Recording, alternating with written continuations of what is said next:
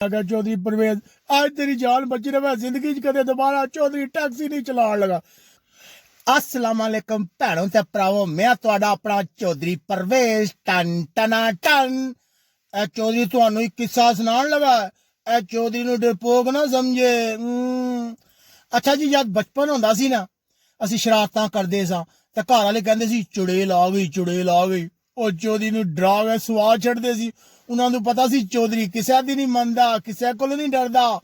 ਲੇਕਿਨ ਚੜੇਲ ਦਾ ਕਿੱਸਾ ਸੁਣ ਕੇ ਫੌਰਨ ਹੀ ਚੌਧਰੀ ਰਫੂ ਚੱਕਰ ਹੋ ਜਾਂਦਾ ਤਾਂ ਕਰਾਟੇ ਮਾਰਨ ਲੱਗ ਪੈਂਦਾ ਸੀ। ਚੌਧਰੀ ਨੂੰ ਚੜੇਲ ਤੋਂ ਬੜਾ ਡਰ ਲੱਗਦਾ ਸੀ।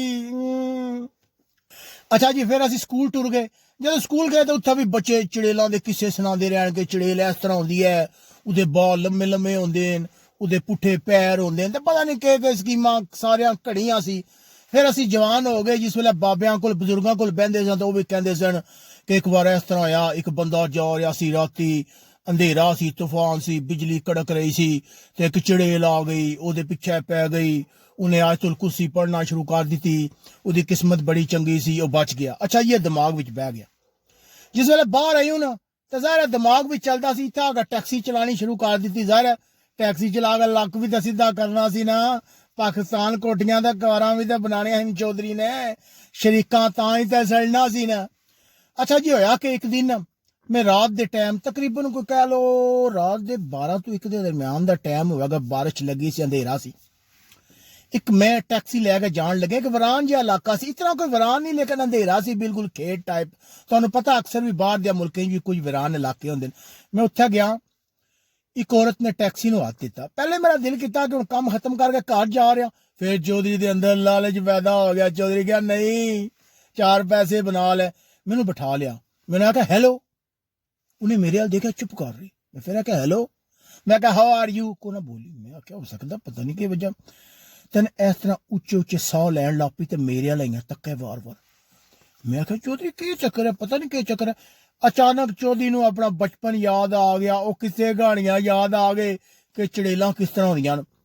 मैं इस तरह डरदी पिछे ध्यान मारिया ते उहदे लम्मे लम्मे बाल। मैनू इस तरह झटका लगा, उन्होंने भी झटका लगा। मैं आख्या चौधरी परवेज, लगदा अज तेरा आखिरी वक्त आ गया, अगे पैण लगी है। मैं फिर किता, उन्हें भी इस तरह किया। मैं एक चक्कर है चौधरी। मैं फिर गल करने की कोशिश की, उन्हें ना की।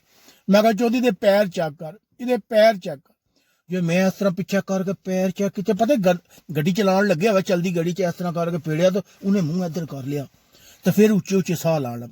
मैं समझा चौधरी तेरा वाला चड़ेल नाल पै गया, जिन्हें तू बचदा। मैं चौधरी दिमाग लड़ा के करेगा। ਜਿਹੜਾ दूसरा मोबाइल सी ना इत्थे मैं सामने रखिया हुंदा एमरजेंसी वास्ते, उस तू मैंने पुलिस वालियां दा नंबर डायल कर गया ना, उन्होंने दस छड़िया एमरजेंसी प्रॉब्लम टैक्सी ड्राइवर टक टक टक इस तरह कर दिता। गड्डी जाना शुरू हो गई। हुण मैं सोचदा पिया किहड़े वेले पुलिस वाले मैनूं डकदे ने, किहड़े वेले पुलिस गलियां फिरदा रहा। उस जनानी कदे एकदम रोन लग पई, हसन लग पई, एकदम सोरी करे, कुछ समझ ना आवे ना। अच्छा, इस तरह कम चलदा रहा। मैं जितने कलमे जलमे सारा कोई पढ़ चलिया। मैं क्या चौधरी परवेज आज तेरी जान बची रहे जिंदगी च कदे दोबारा चौधरी टैक्सी नहीं चलान लगा। अच्छा जी, क्या होया, अगे गया तो पुलिस वाले खलोते, उन्हें गड्डी रोक ली। उन्हें आखा थले लै आ चौधरी, थले लै आ, तेरा पता लग गया, तू बड़ा फराडिया, बंदियां नूं मार दे, उन्हां कोल चीज़ां खोंदे, तू बड़ा खतरनाक। मैं लभण लिया, मैनूं पढ़ना शुरू कर दिता। और मैं कहा मेरी गल ते सुनो पौधरी, मैं तुहानूं मैसेज कीता सी। इतनी देर भी दूई पुलिस वाली गड्डी आ गई। उन्हें ਉਹ ਛੱਡੋ ਇਹਦੇ ਚੌਧਰੀ ਆ, ਉਹਦੀ ਜਾਨ ਨੂੰ ਖਤਰਾ, ਇਹਦੇ ਪਿੱਛੇ ਚੜੇਲ ਬੈਠੀ ਹੈ। ਉਹਨਾਂ ਆਖਿਆ ਕਿਹੜੀ ਚੜੇਲ? ਇਸ ਜਨਾਨੀ ਨੇ ਸਾਨੂੰ ਮੈਸੇਜ ਕੀਤਾ ਹੈ ਕਿ ਇਹ ਬੰਦਾ ਮੈਨੂੰ ਮਸ਼ਕੂਕ ਲੱਗਦਾ ਹੈ ਪਿਆ ਤੇ ਮੇਰੀ ਜਾਨ ਬਚਾਓ। ਉਹ ਮੈਂ ਕਿਹਾ ਉਹ ਕਰਮਾ ਵਾਲੀਆ, ਤੂੰ ਮੇਰੇ ਕੋਲ ਤੇ ਪੁੱਛਿਆ, ਉਹ ਚੌਧਰੀ ਨੇ ਤੇ ਤੈਨੂੰ ਚੜੇਲ ਸਮਝਿਆ ਸੀ। ਉਹ ਕਹਿੰਦੀ ਹੈ ਚੌਧਰੀ ਤੇਰਾ ਬੇੜਾ ਗਰਕ ਹੋ ਜਾ। ਆਪੂ ਵੀ ਡਰੇ, ਮੈਨੂੰ ਵੀ ਡਰਾ ਕੇ ਮਾਰੇ। ਤੂੰ ਟੈਕਸੀ ਛੱਡ, ਇਹ ਤੇਰੇ ਵਾਸ ਦੀ ਗੱਲ ਨਹੀਂ, ਤੂੰ ਕੋਈ ਹੋਰ ਕੰਮ ਕਰ। ਚੌਧਰੀ ਬੜਾ ਬੇਇੱਜ਼ਤ ਹੋਇਆ।